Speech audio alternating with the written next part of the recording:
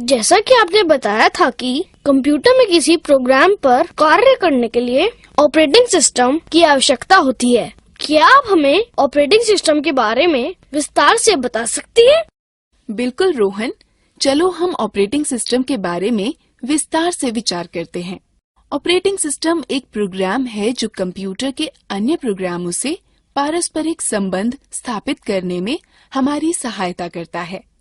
Operating system के बिना computer बेकार है। कई तरह के ऑपरेटिंग सिस्टम उपलब्ध होते हैं। ऑपरेटिंग सिस्टम प्रयोगकर्ता व कंप्यूटर के मध्य एक माध्यम का कार्य करता है। सभी प्रोग्रामों को चलने के लिए ऑपरेटिंग सिस्टम की आवश्यकता होती है, परंतु ऑपरेटिंग सिस्टम स्वतः ही चालू होता है। कंप्यूटर को चालू करते ही ऑपरेटिंग सिस्टम स्वतः ही चालू हो जाता है। ऑपरेटिंग सिस्टम के मुख्य कार्य हैं: यह कंप्यूटर को नियंत्रित करता है और उसके सभी भागों को उचित संबंध में लाता है। यह उपयोगकर्ता व कंप्यूटर के मध्य पारस्परिक संबंधों को सुगम करता है। यह इनपुट व आउटपुट यंत्रों को नियंत्रित करता है। यह कंप्यूटर प्रोग्राम के निष्पादन को नियंत्रित करता है। यह कंप्यूटर की मुख्य मेमोरी के प्रयोग को व्यवस्थित रखता है। यह फाइलों को व्यवस्थित रखने व उनसे काम लेने में आपकी सहायता करता है। ऑपरेटिंग सिस्टम को दो भागों में वर्गीकृत किया जा सकता है: character user interface (CUI), graphical user interface (GUI). एक एक कर हम इनके बारे में विचार करते हैं। कैरेक्टर यूजर इंटरफेस (CUI) में किसी तरह के आइकॉन या चित्र नहीं होते हैं। यह केवल लेख व अक्षरों पर चलता है। हम CUI पर लेखीय निर्देश जैसे रीनेम, CLS, CD, MD और DIR या डायरेक्टरी पर कमांड निर्देश देकर कार्य कर सकते हैं। CUI का एक उदाहरण है disk operating system. Graphical user interface GUI की पृष्ठभूमि चित्र वाली होती है और साथ साथ बहुत सारे आइकॉन भी होते हैं। GUI के उदाहरण हैं Windows XP, Windows NT, Windows 7 और उबुंटू। GUI को पुनः दो भागों में विभाजित किया जा सकता है: सांपत्तिक मालिकाना सॉफ्टवेयर और स्वतंत्र या मुक्त सॉफ्टवेयर। मालिकाना सॉफ्टवेयर एक प्रकार का कंप्यूटर सॉफ्टवेयर है जिसकी अनुज्ञप्ति कॉपीराइट धारक के विशिष्ट कानूनी अधिकार के अधीन होती है। मालिकाना सॉफ्टवेयर के उपयोग के लिए अनुज्ञप्ति की आवश्यकता होती है, जो उसकी फीस देने या भुगतान करने के बाद ही प्राप्त होता है। इनका प्रयोग वैध अनुज्ञप्ति के बाद ही किया जा सकता है। उपयोगकर्ता इनको न तो परिवर्तित, न साझा कर सकता है, न ही पढ़ सकता है और न ही पुनर्वितरित कर सकता है।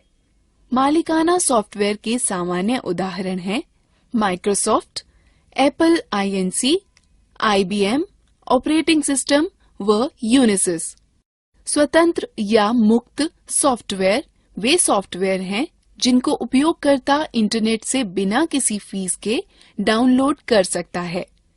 यह एक खुले लाइसेंस स्रोत के तहत उपलब्ध होते हैं, जो उपयोगकर्ता को सॉफ्टवेयर परिवर्तित करने, साझा करने और पुनर्वितरित करने की आजादी देता है।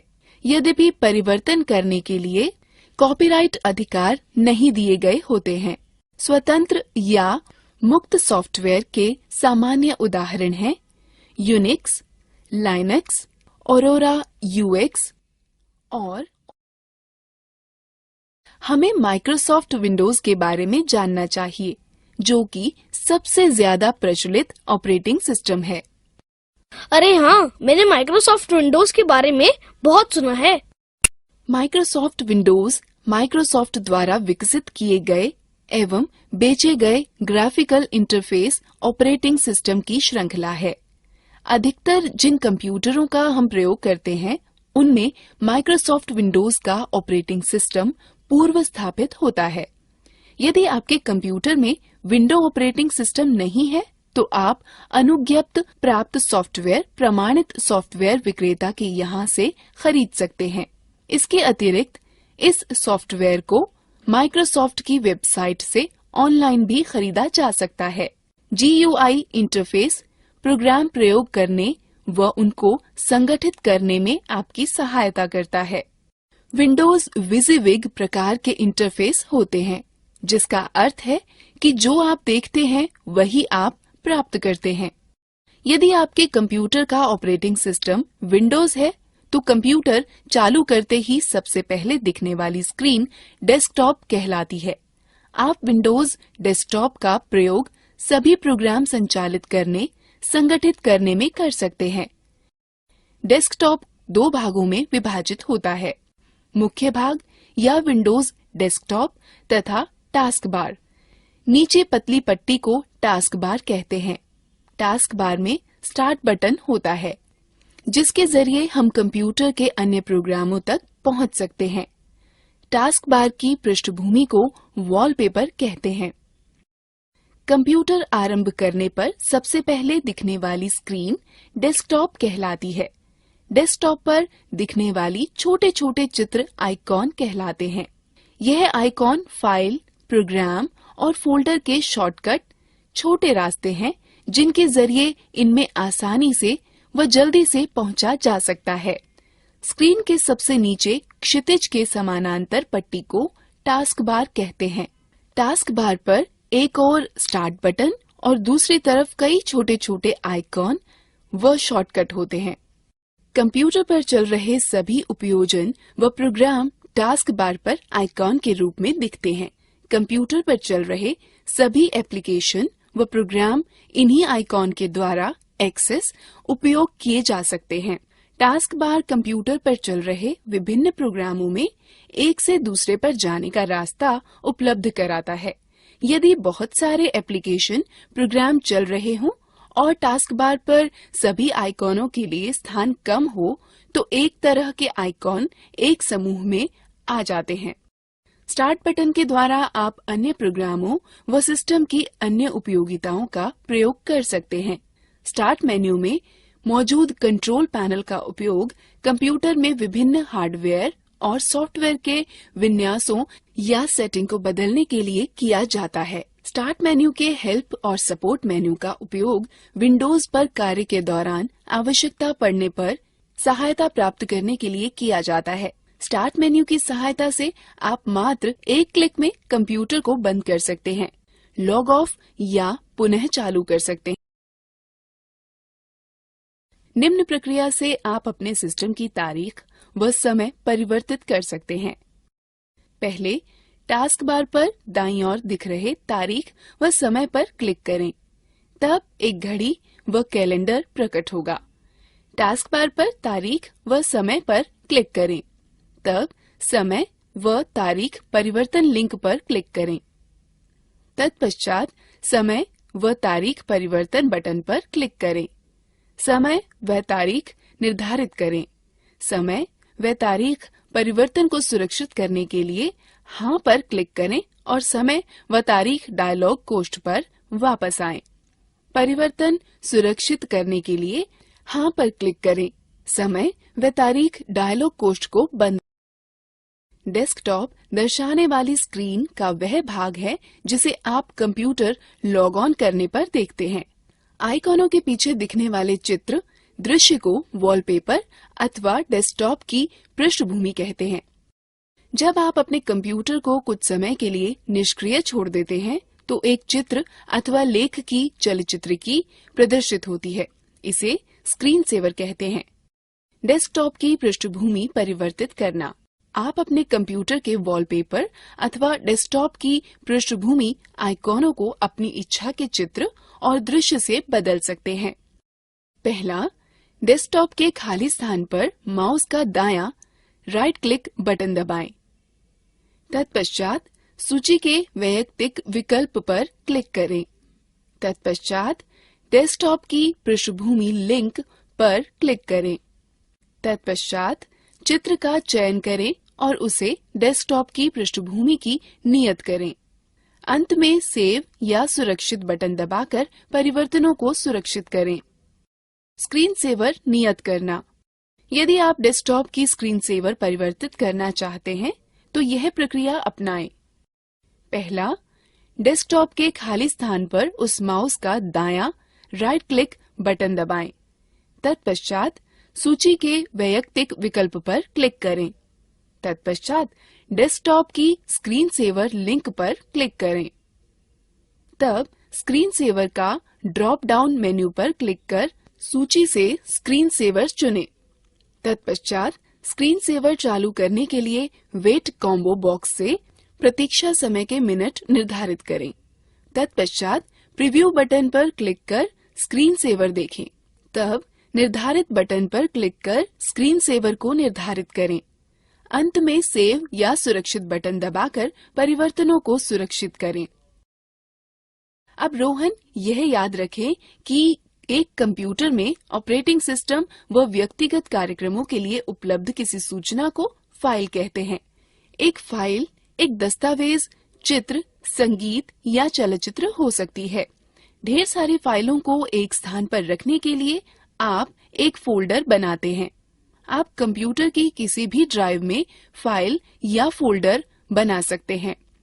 फाइल या फोल्डर बनाने के पश्चात आप उसका नाम बदल सकते हैं, उसकी प्रतिलिपि बना सकते हैं, उसे कहीं और पेस्ट कर सकते हैं और उसे आवश्यकतानुसार मिटा भी सकते हैं। हम किसी ड्राइव में एक नया फोल्डर कैसे बनाते हैं? आसान है, बस निम्न प्रक्रिया अपनाओ। पहले स्टार्ट बटन को दबाकर स्टार्ट मेन्यू को खोलें। तब कंप्यूटर विंडो या विंडोज एक्सप्लोरर प्रदर्शित करने के लिए कंप्यूटर पर क्लिक करें। तब डी ड्राइव में उपलब्ध सामग्री देखने के लिए क्लिक डी ड्राइव पर क्लिक करें। तब नया फोल्डर बनाने के लिए मेन्यू बार में नए फोल्डर पर क्लिक करें। नए फोल्डर को नाम दे सकते हैं और एंटर दबाएं। आप फोल्डर के अंदर भी फोल्डर बना सकते हैं, जिसे सब फोल्डर कहते हैं। एक फोल्डर का चयन करें और उसे खोलें। उसमें खाली स्थान पर राइट क्लिक करें तो पॉपअप मेन्यू प्रकट होगा। उसमें सबसे पहले नया पर क्लिक करें और फिर फोल्डर चुनें। एक फोल्डर सृजित हो जाएगा। फाइल फोल्डर को खोलने के लिए निम्न का अनुसरण करें। पहले स्टार्ट बटन को दबा स्टार्ट मेन्यू को खोलें। तब कंप्यूटर विंडो या विंडोज एक्सप्लोरर प्रदर्शित करने के लिए कंप्यूटर पर क्लिक करें। तब डी ड्राइव में उपलब्ध सामग्री देखने के लिए डी ड्राइव पर क्लिक करें। तब जिस फोल्डर को आप खोलना चाहते हैं उस पर डबल क्लिक करें।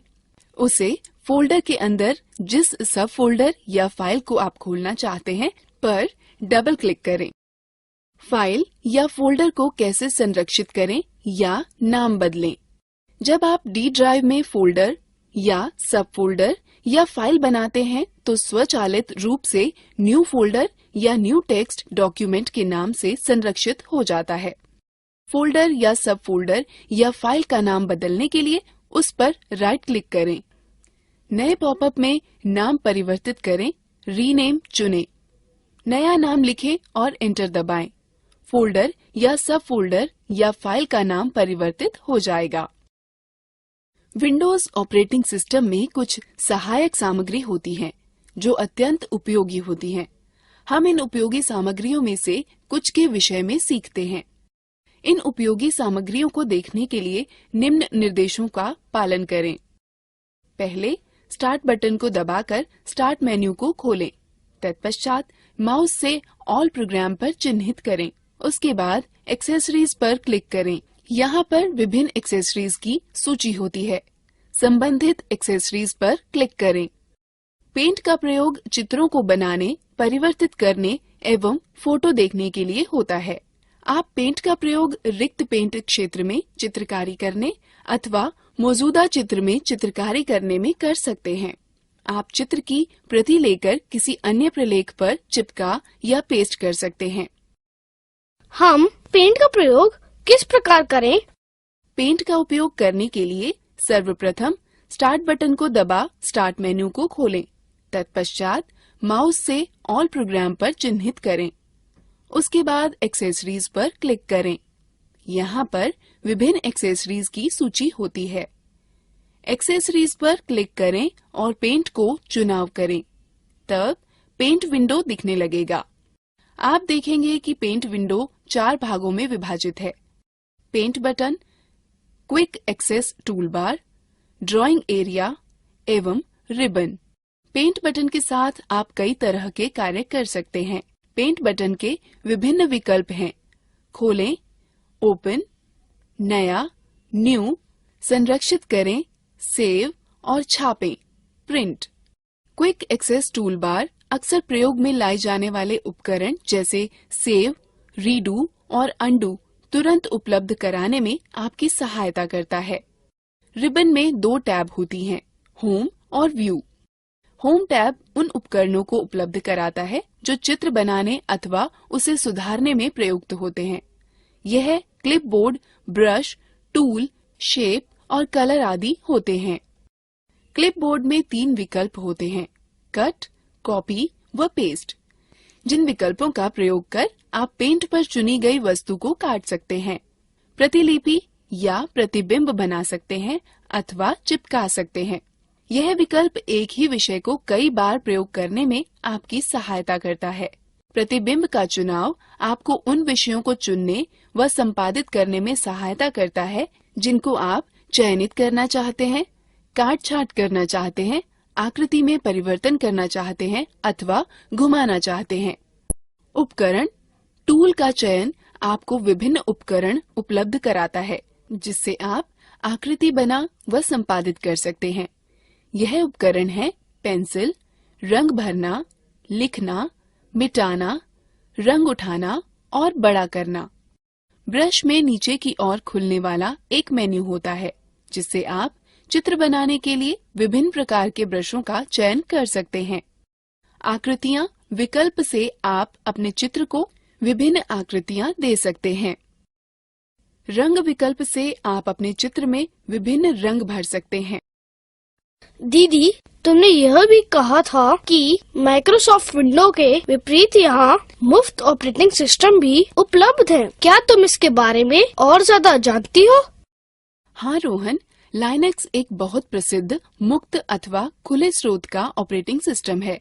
यह सॉफ्टवेयर सबके लिए मुफ्त है और इंटरनेट से डाउनलोड भी किया जा सकता है। चलो हम इस पर नजर डालते हैं। लाइनक्स यूनिक्स ऑपरेटिंग सिस्टम एक बहुत ही जाना माना वर्जन है जो लाइनस टोरवाल्ड्स द्वारा विकसित किया गया है। लाइनक्स माइक्रोसॉफ्ट विंडो जैसे दूसरे ऑपरेटिंग सिस्टम की तरह होता है। लाइनक्स की सबसे खास बात यह है कि ये बहुत ही गतिशील है। उपयोगकर्ता इस सॉफ्टवेयर को विकसित करने, संशोधन करने अथवा प्रसारित करने के लिए स्वतंत्र हैं।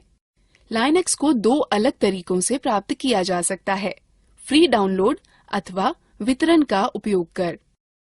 लाइनक्स दुनिया भर में करोड़ों उपयोगकर्ताओं द्वारा सफलतापूर्वक उपयोग किया जा रहा है। लाइनक्स के सभी आवश्यक भागों को इंटरनेट से बिल्कुल मुफ्त डाउनलोड किया जा सकता है। लाइनक्स उपयोग करने का एक वैकल्पिक रास्ता है जो विभिन्न कंपनियों द्वारा पेश किया जा रहा है और जिसमें विविध प्रकार के एप्लीकेशन व इंस्टॉल करने वाले प्रोग्राम जुड़े हैं जो लाइनक्स के अधिष्ठापन को आसान कर देते हैं। एक बहुत प्रसिद्ध लाइनक्स का वितरणकर्ता होता है जिसे अबंटू कहते हैं, जो कॉनिकल कंपनी द्वारा वितरित किया जाता है। अब हमें अबंटू के बारे में सीखना चाहिए। अबंटू एक स्वतंत्र मुक्त सॉफ्टवेयर प्लेटफॉर्म है जो स्मार्टफोन, टैबलेट और कंप्यूटर के द्वारा हर जगह चलाया जाता है। अबंटू में एक ग्राफिकल यूजर इंटरफेस या GUI होता है जो इसे विंडो अथवा एंड्रॉयड जैसे दूसरे प्रचलित ऑपरेटिंग की तरह बनाता है। अबंटू के वर्जन 12.10 डिफॉल्ट डेस्कटॉप वातावरण के रूप में यूनिटी का उपयोग करता है। यूनिटी डेस्कटॉप पृष्ठभूमि और 2 बार रखता है जिसे मेन्यू बार और लॉन्चर कहते हैं। मेन्यू बार डेस्कटॉप के शीर्ष पर स्थित क्षैतिज पट्टी है। लॉन्चर एक खड़ी पट्टी है जो मेन्यू बार के बाईं तरफ होती है। मेन्यू बार में सामान्य कार्य शामिल होते हैं जो उबुंटू 12.10 में उपयोग होते हैं। जो आइकन्स मेन्यू बार के दाहिने तरफ होते हैं उसे संकेतक क्षेत्र कहते हैं। कीबोर्ड सूचक आपके कीबोर्ड लेआउट चुनने और कीबोर्ड प्राथमिकताओं को बदलने की अनुमति देता है। संदेश सूचक में सभी सोशल एप्लीकेशन को शामिल किया जाता है जो तत्काल instant messenger client, email client, micro blogging application और दूसरे समान एप्लीकेशन को सम्मिलित रखता है। नेटवर्क सूचक आपको तारयुक्त अथवा तारमुक्त नेटवर्क को आसानी से जोड़ने और नेटवर्क कनेक्शन को प्रबंधित करने की अनुमति देता है। ध्वनि सूचक ध्वनि की मात्रा के रूप में अच्छी तरह से उपयोग अपने म्यूजिक प्लेयर और ध्वनि सेटिंग्स समायोजित करने के लिए एक आसान तरीका प्रदान करता है। घड़ी सही समय प्रदर्शित करती है और कैलेंडर समय और तारीख सेटिंग्स का उपयोग करने के लिए आसान तरीका उपलब्ध कराता है। यूजर मेन्यू आपको अलग अलग उपयोगकर्ताओं और ऑनलाइन सामग्री और उपयोगकर्ता खातों के बीच परिवर्तन करने की अनुमति देता है। एक सत्र या सेशन सूचक सिस्टम सेटिंग का उपयोग करने, सॉफ्टवेयर अपडेट करने, प्रिंटर डिवाइस को लॉक करने के लिए सेशन विकल्प प्रदान करने, सेशन से लॉग आउट होने, कंप्यूटर को पुनः आरंभ करने या पूरी तरह से बंद करने के लिए आसान तरीका उपलब्ध कराता है। एप्लीकेशन मेन्यू एक प्रणाली है जहां किसी एप्लीकेशन में विभिन्न कार्य जैसे परिवर्तन करने, देखने आदि को निष्पादित किए जा सकते हैं। अन्य GUI वातावरण के विपरीत यूटिलिटी में आवेदन मेन मेन्यू बार के बाईं ओर स्थित है।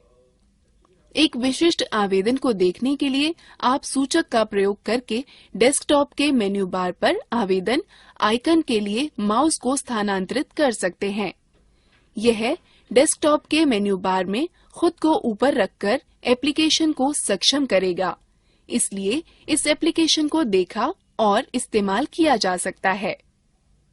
माउस को मेन्यू बार से दूर ले जाने पर डेस्कटॉप फिर से दिखाई देने लगता है। यूटिलिटी का वह फीचर जो एप्लीकेशन दिखाता है, एप्लीकेशन के मेन्यू केवल जब जरूरत होती है, जब ये नेटबुक और लैपटॉप उपयोगकर्ताओं के लिए फायदेमंद होता है और इसे अधिक मुक्त वर्क स्पेस प्रदान करता है। ऊर्ध्वाधर पट्टी के आइकन्स जो स्क्रीन के बाईं तरफ होते हैं लॉन्चर कहलाते हैं। जब यह लॉन्चर चलाया जाता है तो यह सक्रिय आइकन्स के एप्लीकेशनों को आसान पहुंच प्रदान करता है। लॉन्चर में सबसे ऊपर पहला आइकन डैश कहलाता है जो एक निर्णायक खोज व मूल तत्व है। एक एप्लीकेशन को लॉन्चर से रन करने अथवा पहले से रन हो रही एप्लीकेशन को प्रदर्शित करने के लिए एप्लीकेशन आइकन पर क्लिक करते हैं। फोरग्राउंड में एप्लीकेशन अपने आइकन के दाहिनी तरफ एक अकेले सफेद त्रिकोण के द्वारा संकेतित किया जाता है। लॉन्चर के द्वारा एप्लीकेशन जोड़ना और हटाना। एक एप्लीकेशन को जोड़ने के लिए लॉन्चर के एप्लीकेशन आइकन पर दाहिने क्लिक करके और लॉन्चर के लॉक का चयन करके एप्लीकेशन को रन करें। लॉन्चर से एक एप्लीकेशन को हटाने के लिए पहले एप्लीकेशन आइकन पर दाहिने क्लिक करें, फिर अनलॉक से लॉन्चर का चयन करें। डैश एक औजार है जिसकी मदद से आप कंप्यूटर पर एप्लीकेशन व फाइलों का तेजी से पता लगा सकते हैं व उन तक पहुंच सकते हैं। डैश का पता लगाने के लिए लॉन्चर के सबसे ऊपर वाले आइकॉन जिस पर उबुंटू का प्रतीक चिन्ह बना हो पर क्लिक करें। डैश आइकन का चयन करने पर एक और विंडो खुलेगी जिसमें सबसे ऊपर सर्च बार के साथ ही हाल में इस्तेमाल की गई एप्लीकेशन, फाइल और डाउनलोड का संग्रह भी होगा। डैश आपको स्थानीय स्तर व सुदूर की सूचनाएं खोजने की अनुमति देता है। डैश की मुख्य विशेषताएं। डैश की दो मुख्य विशेषताएं हैं, फाइलें व फोल्डर ढूंढना और एप्लीकेशन को ढूंढना। वर्कस्पेस आपको एप्लीकेशन को एक समूह में करने की अनुमति है जो अव्यवस्था को कम करता है और डेस्कटॉप नेविगेशन में सुधार लाता है। मूलभूत रूप से उबुंटू में 4 वर्कस्पेस होते हैं। एक वर्कस्पेस से दूसरे वर्कस्पेस पर जाने के लिए लॉन्चर पर वर्कस्पेस स्विचर पर क्लिक करें। यह एप्लीकेशन आपको एक वर्कस्पेस से दूसरे वर्कस्पेस पर जाने की अनुमति देता है। विंडोज को बंद करना, अधिकतम करना, न्यूनतम करना व बहाल करना। न्यूनतम बटन विंडो को वर्तमान में दिखाई पड़ने वाली स्क्रीन से हटाकर उसे लॉन्चर में रखा देता है। अधिकतम बटन एप्लीकेशन को विंडोज की पूरी स्क्रीन पर फैला देता है। विंडोज को बंद करने के लिए विंडो के ऊपर बाएं कोने पर दिए हुए क्रॉस बटन पर क्लिक करें। विंडो को वर्कस्पेस पर इधर उधर ले जाने या हटाने के लिए माउस के पॉइंट को विंडो के टाइटल बार पर ले जाएं और माउस के बाएं बटन से क्लिक करें तथा बाएं बटन को दबाए रखते हुए विंडो को खींचें। विंडो का आकार बदलने के लिए माउस पॉइंटर को विंडो सिरे पर या कोने पर ऐसे रखें कि माउस पॉइंटर दो तरफा तीर में परिवर्तित हो जाएगा, जिसे रीसाइज आइकॉन कहते हैं। माउस के बाएं बटन से क्लिक करें तथा बाएं बटन को दबाए रखते हुए विंडो को खींचें। कंप्यूटर पर फाइल का पता लगाने के दो तरीके हैं। सीधे लॉन्चर के डैश के माध्यम से जिस फोल्डर में फाइल रखी गई हो का पता लगाकर उस तक पहुंचना, या सामान्यतः उपयोग में लाए जाने वाले फोल्डरों व हाल में ही प्रयुक्त फाइलों में फाइल व फोल्डर टूल का प्रयोग करना। गो मेन्यू सामान्यतः प्रयोग में आने वाली फोल्डरों की सूची होती है। गो में जाने के लिए अपने माउस को बार पर सबसे ऊपर ले जाएं और गो को चुनें। तब इस मेन्यू कंप्यूटर पर क्लिक करके अपने कंप्यूटर की फाइलें खोजें। यदि आप होम नेटवर्क स्थापित करते हैं तो आपको साझा की गई फाइल या फोल्डरों के लिए मेन्यू में आइटम मिल जाएगा। होम फोल्डर का प्रयोग व्यक्तिगत फाइलों को संग्रहित करने के लिए किया जाता है। यह उपयोगकर्ता के लॉगिन नाम से मेल खाता है। इसमें बहुत सारे वे फोल्डर होते हैं जो इंस्टॉलेशन के दौरान अपने आप बन जाते हैं। इसमें डेस्कटॉप दस्तावेज, डाउनलोड, म्यूजिक, संगीत, चित्र, पब्लिक, टेम्पलेट्स और वीडियो शामिल हैं। Nautilus file manager. जैसे विंडो के पास फाइल व फोल्डरों को खोजने के लिए विंडो एक्सप्लोरर होता है, उसी प्रकार उबुंटू फाइल व फोल्डरों को खोजने के लिए डिफॉल्ट रूप से नॉटिलस फाइल मैनेजर का प्रयोग करता है। दीदी, नॉटिलस फाइल मैनेजर कहाँ है? Nautilus file manager window desktop पर एक फोल्डर पर डबल क्लिक करो, नॉटिलस फाइल मैनेजर विंडो खुल जाएगी। डिफॉल्ट विंडो में निम्न विशेषताएं होती हैं: menu bar, title bar, tool bar, बायां पैन व दायां पैन। नॉटिलस नेविगेट करने के निम्न पद हैं। फोल्डरों के बीच नेविगेट करने के लिए नॉटिलस फाइल मैनेजर के बाएं पैन में पुस्तक चिन्हों का प्रयोग करें। वापस जाने के लिए पाथ बार में फोल्डर के नाम पर क्लिक करें। एक दिखने वाले फोल्डर पर डबल क्लिक आपकी उसे नेविगेट करने में सहायता करेगा।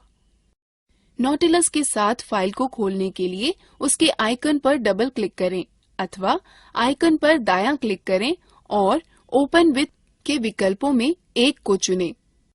नॉटिलस में एक नया फोल्डर बनाने व सेव करने के लिए पहले फाइल पर क्लिक करें और फिर क्रिएट न्यू फोल्डर पर क्लिक करें। उसके बाद बनने वाले डिफॉल्ट फोल्डर का नाम अनटाइटल्ड फोल्डर को इच्छानुसार नाम दें। यह नॉटिलस में सुरक्षित हो जाएगा।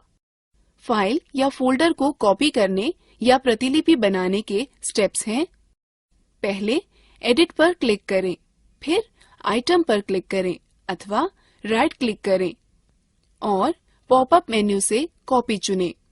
अब आप कॉपी की गई फाइल को इच्छित स्थान पर पेस्ट करें। कई नॉटिलस विंडोज का प्रयोग करना। आप निम्न प्रकार से कई नॉटिलस विंडो भी खोल सकते हैं। पहले फाइल बनाएं, तब न्यू विंडो पर क्लिक करें। यह नई विंडो खोलेगा और आपको फाइलों या फोल्डरों को दो स्थानों से ड्रैग करने की अनुमति देगा।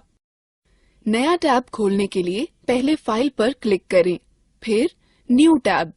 फाइल की ब्राउजिंग के लिए प्रयोग किए जाने वाले स्थान के ऊपर दो टैब युक्त एक नई पंक्ति खुलेगी। दूसरा पैन खोलने के लिए व्यू पर क्लिक करें, फिर एक्स्ट्रा पैन पर। यह आपको टैब या विंडो के मध्य स्विच किए बिना ही दो स्थानों पर एक साथ देखने की सुविधा देता है। आप नॉटिलस या डैश का प्रयोग कर फाइल या फोल्डर को खोज सकते हैं। पहले नॉटिलस में गो सर्च फॉर फाइल पर क्लिक करें या कंट्रोल के साथ F दबाएं। फिर जो खोजना चाहते हो उसे टाइप करें।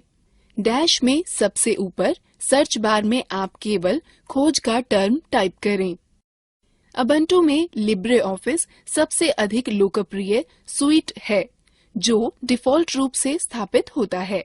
यह भी वैसी ही कार्यप्रणाली उपलब्ध कराता है जैसे कि Microsoft Word, Excel, PowerPoint, सिर्फ इसके कि यह एक मुक्त स्वतंत्र सॉफ्टवेयर है। इन सभी एप्लीकेशनों तक लॉन्चर के द्वारा पहुंचा जा सकता है। इसमें निम्न घटक शामिल हैं जो दूसरे ऑपरेटिंग सिस्टम में अलग अलग नामों से पाए जाते हैं: writer, word processor, clack, spreadsheet, impress, presentation, draw, drawing sheet, base, database, math, equation editor. क्या मुक्त स्वतंत्र सॉफ्टवेयर के विषय में सीखना मजेदार नहीं था? चलो अब हम लोग मजेदार गतिविधि में भाग लेंगे। दीदी, क्या मोबाइल फोन व टैबलेट भी कंप्यूटर की तरह ऑपरेटिंग सिस्टम रखते हैं? हाँ रोहन, आजकल मोबाइल फोन व टैबलेट भी पर्सनल कंप्यूटर के ऑपरेटिंग सिस्टम की खूबियाँ रखते हैं। साथ ही साथ अन्य खूबियाँ जैसे touch screen, cellular, Bluetooth, wifi, GPS mobile, navigation camera, video camera, speech recognition, आवाज रिकॉर्डर, म्यूजिक प्लेयर व अन्य विशेषताएं। अधिकांश मोबाइल फोनों में एंड्रॉयड, विंडोज अथवा सिम्बियन ऑपरेटिंग सिस्टम होता है। ओह, मैं मोबाइल फोनों के विषय में और बहुत कुछ जानना चाहता हूँ। क्या आप मुझे सिखा सकती हैं? हाँ बिल्कुल, चलो यहाँ से शुरू करते हैं कि एक मोबाइल फोन में विभिन्न सुविधाओं का प्रयोग कैसे करते हैं। सबसे पहले यह सीखते हैं कि मोबाइल फोन से कॉल कैसे करते हैं। कॉल करने के लिए कीपैड पर फोन नंबर टाइप करें।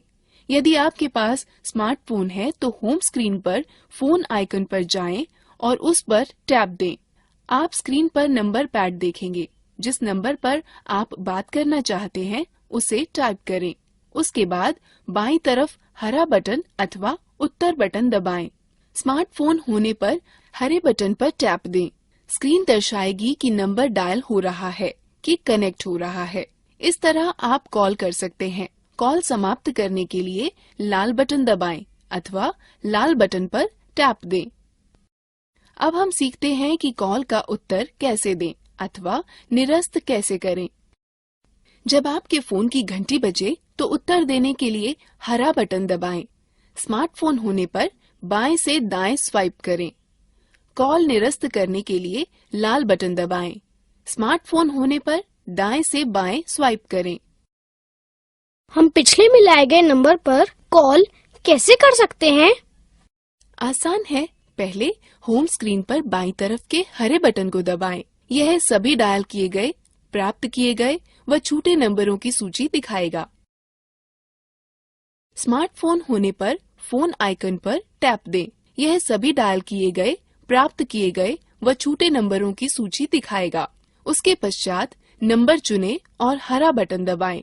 इसी तरह स्मार्टफोन होने पर नंबर पर टैप दें। नंबर की डायल होने लगेगा। आप कॉल इतिहास इस तरह देख सकते हैं। पहले स्टैंड बाय मोड में मेन्यू दबाएं। स्मार्टफोन होने पर फोन आइकन पर टैप दें। तब कॉल रजिस्टर या कॉल इतिहास या कॉल लॉग चुनें। उसके बाद यह प्राप्त कॉल, छूटी कॉल, डायल की गई कॉल के 3 टैब दिखाएगा।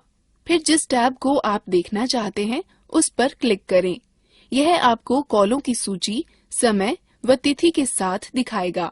स्मार्टफोन होने पर सभी कॉलें एक ही सूची में दिखेंगी। हरा तीर प्राप्त कॉलें, नीला तीर डायल की गई कॉलें व लाल तीर छूटी कॉलें दर्शाता है। आप नंबर पर कॉल कर सकते हैं। नंबर को संपर्क बुक में सुरक्षित कर सकते हैं या उस पर संदेश भेज सकते हैं। फोन में ध्वनि का स्तर को निम्न रूप से अनुकूल करते हैं। सबसे पहले फोन की मुख्य स्क्रीन में मेन्यू बटन दबाएं, फिर विकल्प मेन्यू में सेटिंग पर क्लिक करें। उसके बाद सेटिंग मेन्यू में साउंड या ऑडियो विकल्प चुनें। उसके बाद साउंड मेन्यू में वॉल्यूम विकल्प ढूंढें। रिंगर या रिंगटोन में वॉल्यूम कंट्रोल पाए जाते हैं। अंत में स्पीकर विकल्प पर चुनें व कीपैड को ऊपर नीचे कर वॉल्यूम लेवल सेट करें। आपके स्मार्टफोन में आवाज नियंत्रित करने वाले बटन बाहर होते हैं। मात्र इधर उधर दबाकर आवाज की प्रबलता नियंत्रित की जाती है। मैं अपने मित्र का फोन नंबर व अमित का नाम शामिल करना चाहता हूँ। मैं कैसे कर सकता हूँ? आप नया संपर्क ऐसे जोड़ सकते हैं। जब फोन स्टैंड बाय मोड में हो तो मेन्यू दबाएं। स्मार्टफोन होने पर फोन आइकॉन पर टैप दें। तब मेन्यू विकल्प में अपने फोन की फोन बुक पर जाएं। यह होम स्क्रीन पर फोन के एक चित्र अथवा शब्द फोन बुक या संपर्क से दिखाई गई होगी। अब उपलब्ध विकल्पों में न्यू कॉन्टैक्ट का चयन करें। पहले जिस संपर्क को आप जोड़ना चाहते हैं उसका नंबर एरिया कोड स्क्रीन पर दिखने वाले फॉर्म पर भरें। स्मार्टफोन में नंबर पैड व अंक टाइप करें। ऐड टू कॉन्टैक्ट पर टैप दें और तब क्रिएट न्यू कॉन्टैक्ट पर, और तब फॉर्म में उपयुक्त स्थानों पर अपने मित्र का पहला व अंतिम नाम लिखें। तब उसे संरक्षित करने के लिए सेव या ऐड टू कॉन्टैक्ट दबाएं।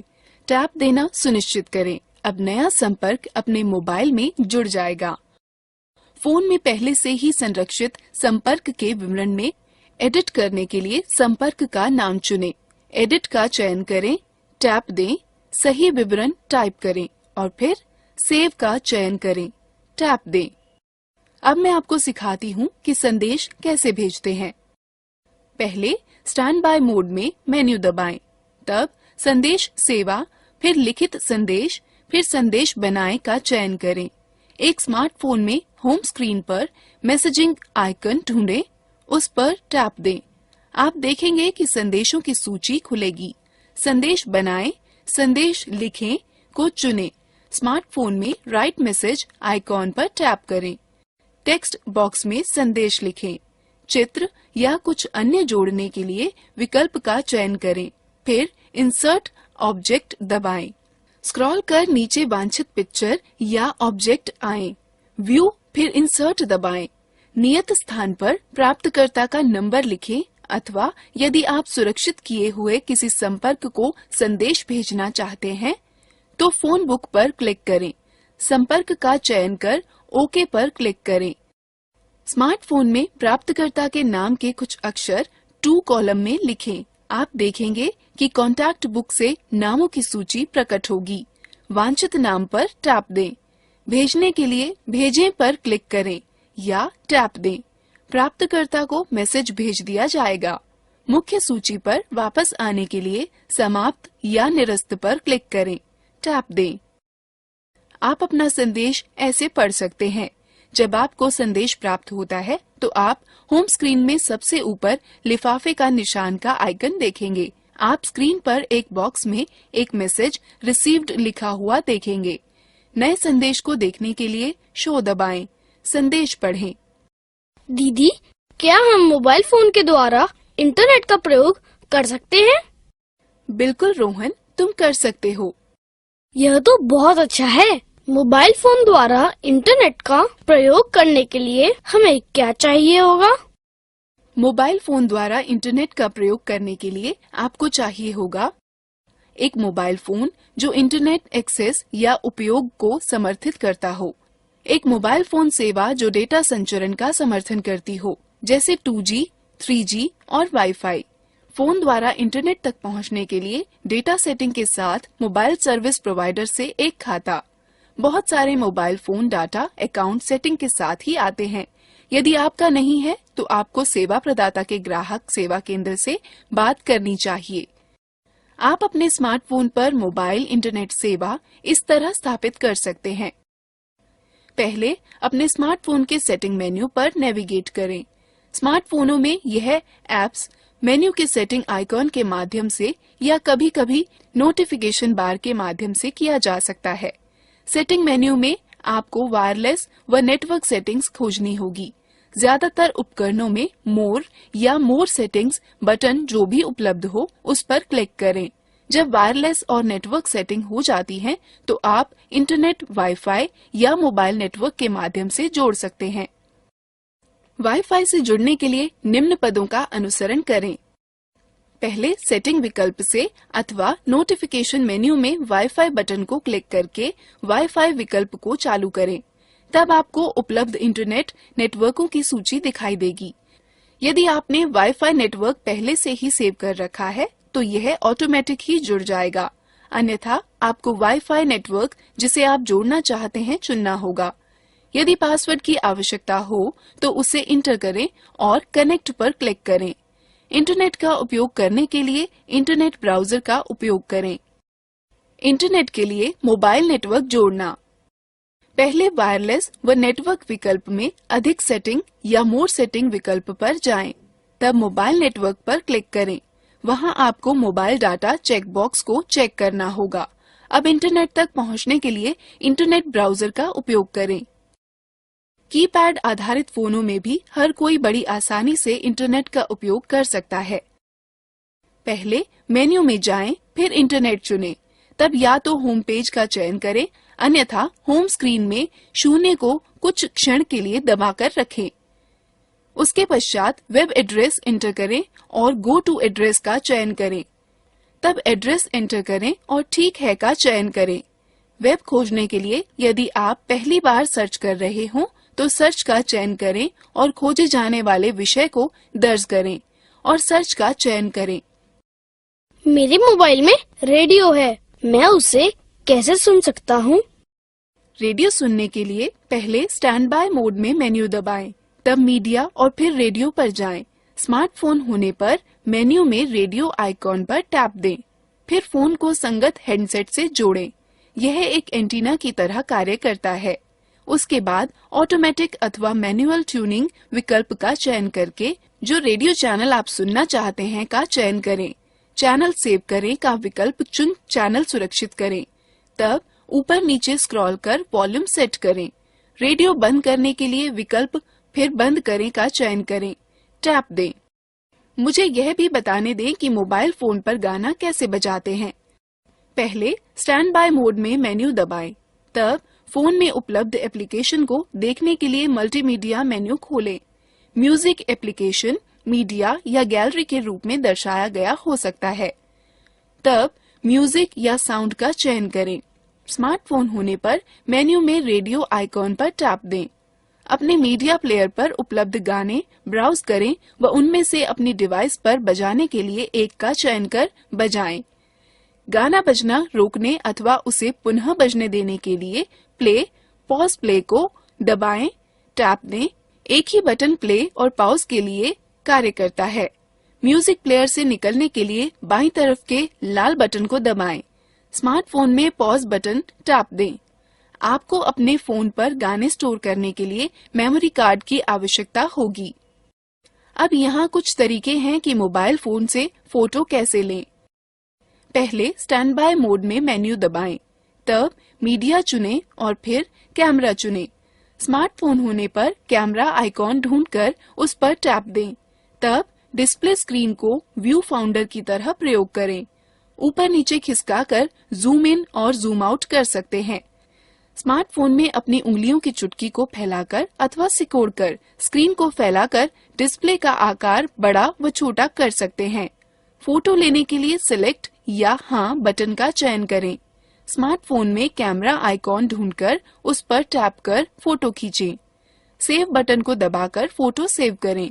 स्मार्टफोन में फोटो एल्बम या गैलरी में स्वयं ही सेव हो जाती है। यह कुछ तरीके हैं जिससे वीडियो रिकॉर्ड किया जा सकता है। मेन्यू में जाकर फोटो और फिर वीडियो कैमरे का चयन करें। स्मार्टफोन होने पर कैमरा आइकॉन पर टैप दें, तब स्क्रीन के प्रदर्शन को व्यू फाउंडर की तरह प्रयोग करें। जूम इन और जूम आउट करने के लिए ऊपर नीचे स्क्रॉल करें। स्मार्टफोन में अपनी उंगलियों की चुटकी को फैलाकर अथवा सिकोड़कर से स्क्रीन पर प्रदर्शन क्षेत्र का आकार बदल सकते हैं। रिकॉर्डिंग चालू करने के लिए रिकॉर्ड को चुनें। स्मार्टफोन में होने पर स्क्रीन पर मौजूद छोटे लाल आइकॉन पर टैप दें। रिकॉर्डिंग को रोकने के लिए स्टॉप दबाएं। स्मार्टफोन में होने पर लाल आइकॉन पर फिर से टैप दें। संरक्षित करें बटन को दबाकर फोटो सुरक्षित करें। स्मार्टफोन में फोटो एल्बम या गैलरी में स्वयं ही संरक्षित हो जाती है। मोबाइल फोन व स्मार्टफोन तीव्र गणना के लिए उपयोगी हैं। यह कैसे संभव है? कैलकुलेटर के द्वारा कैलकुलेटर प्रयोग करने के तरीके हैं। पहले स्टैंड बाय मोड में मेन्यू दबाएं, तब ऑर्गेनाइजर और फिर कैलकुलेटर का चयन करें। स्मार्टफोन होने पर में कैलकुलेटर आइकॉन मेन्यू में ढूंढें और उस पर टैप दें। फोन के नंबर पैड का प्रयोग कर नंबर लिखें। फिर जोड़ने, घटाने, गुणा करने व भाग फंक्शन का चयन करें। फिर दूसरा अंक लिखें। उत्तर जानने के लिए बराबर का चिन्ह दबाएं या टैप दें। धन्यवाद दीदी, आपके कारण मुझे मोबाइल फोनों के बारे में इतनी जानकारी प्राप्त हुई। मुझे टैबलेट में भी दिलचस्पी है। क्या आप उनके बारे में जानती हैं? हाँ बिल्कुल रोहन, चलो हम टैबलेट के बारे में जानते हैं। टैबलेट कंप्यूटर के छोटे, हल्के और अधिक प्रबंधनीय रूप हैं। वे तार रहित व ले जाने योग्य यंत्र हैं, जिनमें सूचनाओं तक पहुंचने के लिए अथवा प्रोसेस करने के लिए स्पर्श इनपुट की तरह प्रयोग होता है। टैबलेट में वह ऑपरेटिंग सिस्टम होते हैं जो ग्राफिकल यूजर इंटरफेस GUI उपलब्ध कराते हैं और एप्लीकेशनों को चला सकते हैं। टैबलेट के सुप्रसिद्ध ऑपरेटिंग सिस्टम हैं एंड्रॉयड, विंडोज व iOS। टैबलेट मुख्यतः दो भागों में बांटे जा सकते हैं, फोन सुविधा के साथ तथा कॉल सुविधा के बिना। टैबलेट जो कॉल सुविधा के साथ होता है, उसमें सिम कार्ड के लिए खांचा बना होता है। आपको कॉल करने के लिए, प्राप्त करने के लिए तथा संदेश भेजने व प्राप्त करने के लिए एक सिम कार्ड तथा किसी मोबाइल नेटवर्क का कनेक्शन की आवश्यकता होगी। टैबलेट जिसमें कॉल सुविधा नहीं होती है, उसमें सिम कार्ड के लिए स्लॉट नहीं होगा, लेकिन उसमें अन्य सभी विशेषताएं समान होती हैं। तब भी आप इंटरनेट के प्रयोग से कॉल करने में समर्थ होंगे। चलो अब हम टैबलेट की कुछ विशेषताओं के बारे में जानते हैं। अधिकतर टैबलेट निम्न उद्देश्यों के लिए प्रयोग होते हैं: कॉल करने के लिए, कॉल प्राप्त करने के लिए, संदेश भेजने व प्राप्त करने के लिए, गाने सुनने के लिए, फोटो खींचने व वीडियो बनाने के लिए, वीडियो देखने के लिए, ई पुस्तकें पढ़ने के लिए, इंटरनेट चलाने के लिए, ईमेल भेजने व प्राप्त करने के लिए, म्यूजिक, फोटो व वीडियो अन्य से साझा करने के लिए। निम्न तरीके से टैबलेट पर म्यूजिक सुना जा सकता है। सर्वप्रथम एप्लीकेशन मेन्यू पर जाएं, तब म्यूजिक पर टैप देकर पार्श्व या बैकग्राउंड संगीत इंटरफेस को एंटर करें। अब आपको म्यूजिक फाइल सूची को हाल ही में एल्बम, कलाकार, गीत, प्लेलिस्ट या शैलियों में उचित विकल्प का चयन करके वर्गीकृत कर सकते हैं। फिर गानों को 1 सेकंड के लिए दबाएं, टैप दें, जिससे विकल्प मेन्यू प्रकट हो जाएगी। इसके बाद आप play, add to playlist, shop for artist, delete या सर्च विकल्पों में से किसी एक का चयन कर सकते हैं। तब प्ले पर टैप देकर पार्श्व संगीत इंटरफेस को एंटर करें और फिर बजाने के लिए गानों पर टैप दें। निम्न तरीके से टैबलेट में फोटो खींची जा सकती है। सर्वप्रथम एप्लीकेशन मेन्यू पर जाएं और कैमरा आइकॉन पर टैप देकर कैमरा इंटरफेस को एंटर करें। तब फोटो मोड चुनने, इच्छित फोटो मोड पर टैप दें। कैमरे को विषय की ओर केंद्रित करें। ऑटो फोकस को सक्रिय करने के लिए स्क्रीन पर किसी स्थान को छुएं और दबाए रखें। फोटो लेने के लिए उंगली उठाएं। टैबलेट से वीडियो रिकॉर्ड करने के लिए सर्वप्रथम एप्लीकेशन मेन्यू पर जाएं और कैमरा आइकॉन पर टैप देकर कैमरा इंटरफेस को एंटर करें। तब वीडियो मोड चुनने के लिए फोटो मोड में पसंद किए हुए आइकॉन पर टैप दें। कैमरे को विषय की ओर केंद्रित करें। टैप देकर रिकॉर्डिंग शुरू करें। रिकॉर्डिंग बंद करने के लिए टैप दें। फोटो व रिकॉर्ड किए गए वीडियो मिटाने के स्टेप्स हैं। जिस फोटो या वीडियो को आप मिटाना चाहते हैं, इसे खोजें। ट्रैश आइकॉन दिखाई दिए जाने के लिए स्क्रीन पर टैप दें। फोटो या वीडियो को मिटाने के लिए इस पर टैप दें। आप फोटो और वीडियो इस तरह देख सकते हैं। पहले एल्बम ढूंढकर उस पर टैप दें, फिर जिस फोटो या वीडियो को देखना चाहते हैं उस पर टैप दें। आगे की फोटो देखने के लिए बाईं ओर धकेलें तथा पीछे की फोटो या वीडियो देखने के लिए दाईं ओर धकेलें। वीडियो देखने के लिए निम्न का अनुसरण करें। मेन्यू से पिक्चर अथवा एल्बम टैब खोलें। अब ग्रिड व्यू अथवा लिस्ट व्यू का प्रयोग कर जिस वीडियो को आप देखना चाहते हैं उसे खोलें। जिस वीडियो को आप देखना चाहते हैं उस पर टैप दें। यदि प्लेबैक नियंत्रण प्रदर्शित नहीं हो रहे हैं तो उन्हें देखने के लिए स्क्रीन पर टैप दें। वीडियो रोकने के निम्न पद हैं। जब वीडियो चल रहा हो तो प्लेबैक नियंत्रण देखने के लिए स्क्रीन पर टैप दें। उसके बाद वीडियो को रोकने या चलाने के लिए पॉज या रीस्टार्ट पर टैप दें। वीडियो पीछे करना अथवा तेजी से आगे बढ़ाने के पद हैं। जब वीडियो चलने के दौरान प्लेबैक नियंत्रण देखने के लिए स्क्रीन पर टैप दें। इसके बाद वीडियो को तेजी से आगे ले जाने के लिए प्रोग्रेस बार मार्कर को दाईं ओर और पीछे ले जाने के लिए बाईं ओर खींचें। टैबलेट में ई बुक पढ़ने के लिए पहले टैबलेट में इंस्टॉल किए हुए डिफॉल्ट बुक रीडर पर जाएं। फिर बुक रीडर आइकॉन पर टैप दें। उसके बाद पूर्व स्थापित किताबों में से जो किताब पढ़नी हो उसका चयन करें। फिर किताब पढ़ना प्रारंभ करने के लिए बुक्स आइकॉन पर टैप दें। मैंने सुना है कि आप टैबलेट से ईमेल भेज व प्राप्त कर सकते हैं। हाँ रोहन, टैबलेट पर इंस्टॉल किए हुए विशिष्ट एप्लीकेशनों का प्रयोग करके लगभग सभी पॉपअप या IMAP ईमेल पतों का उपयोग ईमेल भेजने व प्राप्त करने के लिए कर सकते हैं। चलिए हम आपको टैबलेट में ईमेल लिखने के तरीकों के बारे में बताते हैं। मेन्यू में इंटरनेट ब्राउजर आइकॉन पर क्लिक करें, फिर ईमेल आइकॉन पर क्लिक करें। एक विंडो खुलेगी जिसके शीर्ष पर एक क्षैतिज बार होगा। जिस ईमेल सर्विस प्रदाता का उपयोग करना चाहते हो उसका URL एंटर करें। उदाहरण के लिए www.gmail.com। अब दिए गए स्थान पर यूजर नेम व पासवर्ड डालें व साइन इन पर टैप दें। यहाँ इस पृष्ठ पर कंपोज या राइट न्यू पर टैप दें। नई विंडो में सेवा में के क्षेत्र में प्राप्तकर्ता का ईमेल ID एंटर करें। विषय के क्षेत्र में विषय एंटर करें। बीच के खाली स्थान में संदेश एंटर करें। तत्पश्चात सेंड आइकॉन पर टैप दें। प्राप्त ईमेल को पढ़ने के लिए पहले जब आपको कोई ईमेल प्राप्त होगी तो स्क्रीन पर सबसे ऊपर एक लिफाफा बनकर आएगा। आइकॉन को देखने के लिए स्क्रीन को नीचे खिसकाएं। यथाक्रम मेन्यू में ईमेल भेजने वाले के आइकन पर जाएं। अब आइकॉन पर टैप दें। स्क्रीन पर आपका मेल इनबॉक्स खुल जाएगा। ईमेल पर टैप दें और उसे पढ़ें। हम किसी फाइल को टैबलेट पर कैसे ढूंढते हैं? टैबलेट में फाइल या फोल्डर ढूंढने के दो तरीके हैं। आप या तो टैबलेट पर स्थापित फाइल मैनेजर का प्रयोग करें या तो होम स्क्रीन पर स्थित ऑनलाइन सर्च इंजन का प्रयोग करें। फाइल मैनेजर का प्रयोग करके होम स्क्रीन पर फाइल मैनेजर या फाइल ब्राउजर ऐप ढूंढें। उस पर टैप दें। यह सबसे ऊपर माय फाइल दिखाएगा। सूची से वांछित फाइल या फोल्डर को ढूंढें। उसे खोलने के लिए उस पर टैप दें। सर्च इंजन का प्रयोग करके होम स्क्रीन पर मैग्नीफाइंग ग्लास की तरह दिखने वाले सर्च आइकॉन को ढूंढें। उस पर टैप दें जिससे एक नई विंडो प्रकट होगी। आप देखेंगे कि उस पर एक क्षैतिज टैब में सर्च लिखा होगा।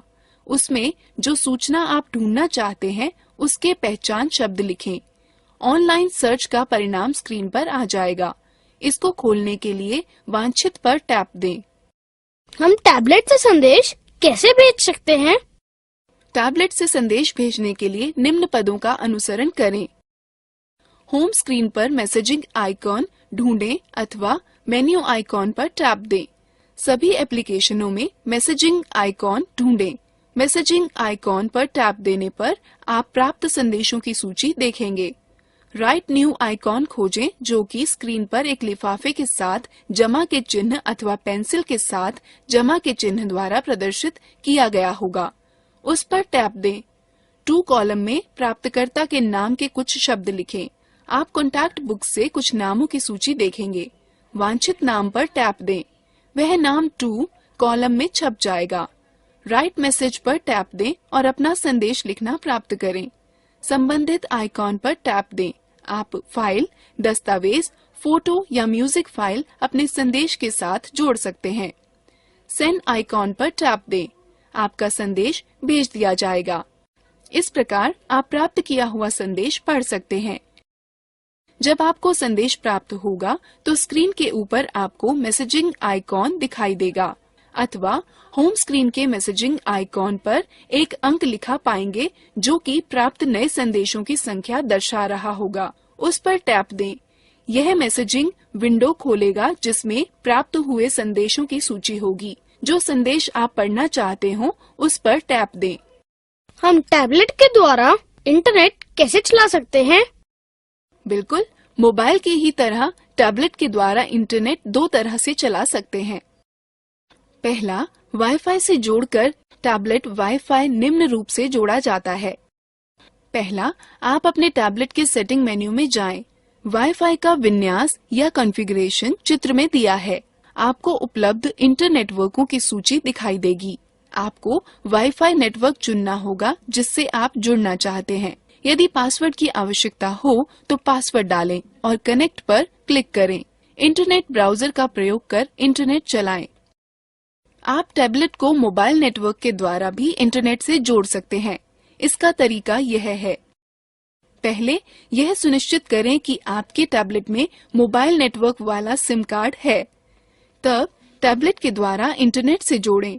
आप नोटिफिकेशन बार को नीचे खींच सकते हैं और मोबाइल डाटा विकल्प का चयन कर सकते हैं, या आप वायरलेस नेटवर्क विकल्प में मोर सेटिंग्स में जा सकते हैं। तब मोबाइल नेटवर्क बटन पर क्लिक करें, जहां आपको मोबाइल डाटा चेक बॉक्स को चेक करना होगा। एक बार क्लिक किए जाने के पश्चात आपका टैबलेट मोबाइल नेटवर्क प्राप्त करना शुरू कर देगा। इंटरनेट चलाने के लिए इंटरनेट ब्राउजर का प्रयोग करें। दीदी, आपने कहा था कि कुछ टैबलेट फोन की तरह भी प्रयोग किए जा सकते हैं। हम यह कैसे कर सकते हैं? जब आपका टैबलेट बंद हो तो आपको उसके सिम कार्ड स्लॉट में वैध जीएसएम सिम कार्ड डालना होगा। चलो हम देखते हैं कि टैबलेट से फोन कॉल कैसे कर सकते हैं। होम स्क्रीन पर रिसीवर आइकॉन पर टैप दें। आप जो फोन करना चाहते हैं उसके नंबरों को दबाएं। रिसीवर आइकॉन पर टैप दें। उसके बाद जब वह जुड़ जाएगा तो आप बात कर सकते हैं। यदि आप संपर्क पुस्तिका अथवा संपर्क सूची से किसी को फोन करना चाहते हैं तो निम्न पदों का अनुसरण करें। पहले अपने टैबलेट की फोन बुक अथवा संपर्क सूची में जाएं। फिर उस नाम को खोजें जिससे आप बात करना चाहते हैं। उसके बाद जिसको संपर्क करना है उसके नाम पर टैप दें। फिर जिससे संपर्क करना है उसके नंबर पर टैप दें। फिर संपर्क जुड़ने पर बात करें। चलो मैं तुम्हें टैबलेट की अन्य विशेषताओं के बारे में बताऊं। सच में? रोहन, टैबलेट में कई भाषाएं संचित होती हैं। आप टैबलेट को जिस भाषा में चलाना चाहते हैं उस भाषा का चयन कर सकते हैं। चलो अब हम टैबलेट में भाषा नियत करना सीखें।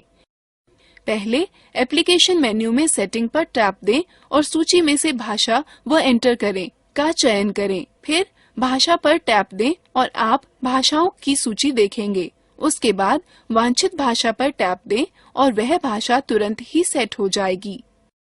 यहीं पर आप कीबोर्ड की भी वह भाषा चुन सकते हैं जिसे आप इनपुट करते समय स्क्रीन पर देखना चाहते हैं। तिथि व समय नियत करने के लिए निम्न पदों का अनुसरण करें। एप्लीकेशन मेन्यू में सेटिंग पर टैप दें और सूची में से तिथि व समय का चयन करें। ऑटोमेटिक को चुनें जिससे तिथि व समय स्वतः नेटवर्क का प्रयोग करते हुए सेट हो जाएगा, अथवा ऑटोमेटिक को निरस्त करके अपने अनुसार सेट करें। दीदी, आप मुझे टैबलेट में एप्लीकेशन को इंस्टॉल करना सिखा सकती हैं? हाँ बिल्कुल, एप्लीकेशन या ऐप टैबलेट की मुख्य विशेषताएं होती हैं जो आपके सेवाएं प्राप्त करने के रास्ते और भी आसान बना सकती हैं। टैबलेट में नए एप्लीकेशनों को पाने के तरीके। पहले टैबलेट के मेन्यू विकल्प में जाएं और फिर मेन्यू में प्ले स्टोर विकल्प पर टैप दें। यदि शुल्क रहित एप्लीकेशन है तो आप केवल इंस्टॉल बटन पर टैप दें और आपका टैबलेट स्वतः एप्लीकेशन को डाउनलोड व इंस्टॉल कर देगा। यदि ऐप का मूल्य है तो आप एक क्रय करें का बटन देखेंगे। जिसको दबाते ही एक पॉपअप बॉक्स खुलेगा जिसमें यह सवाल होगा कि क्या आप ऐप खरीदना चाहते हैं। हाँ का विकल्प चुनकर जिसकी पुष्टि किए जाने पर आपको डेबिट कार्ड या क्रेडिट कार्ड की जानकारी व भुगतान का विवरण भरना होगा। फिर एप्लीकेशन को इंस्टॉल करने के लिए स्क्रीन पर आने वाले निर्देशों का पालन करना होगा। अभी के लिए इतना ही रोहन। क्या मोबाइल फोन व टैबलेट के विषय में जानना मजेदार नहीं था क्या? हाँ बिल्कुल था दीदी, बहुत सा धन्यवाद। अब मैं मोबाइल फोन व टैबलेट के विषय में बहुत जान गया हूँ। यह कोई समस्या नहीं है। अब हम लोग मजेदार गतिविधि में भाग लेते हैं।